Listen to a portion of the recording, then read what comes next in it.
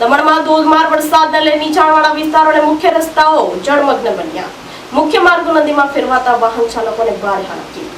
સંઘપ્રદેશ દમણમાં છેલ્લા 24 કલાકથી મેઘરાજા ધબધબાટી બોલાવી રહ્યા છે અને સમગ્ર પ્રદેશમાં ભારે વરસાદી માહોલ જામ્યો છે.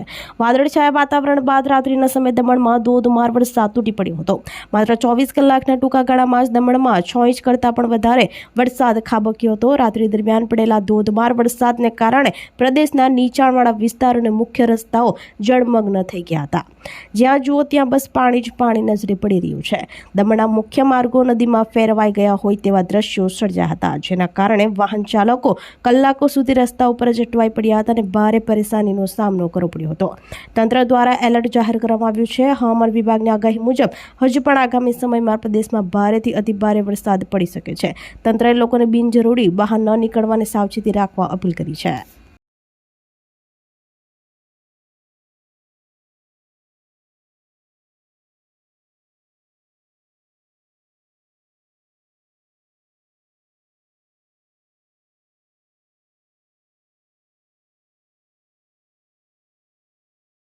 આપણી સંકલ્પ ન્યૂઝ ચેનલને સબસ્ક્રાઇબ અને લાઇક કરો. બેલ આઇકન દબાવો જેથી આવનાર ન્યૂઝ અપડેટ્સની નોટિફિકેશન આપના મોબાઈલ પર સૌથી પહેલા પહોંચે. Like, subscribe and share the video.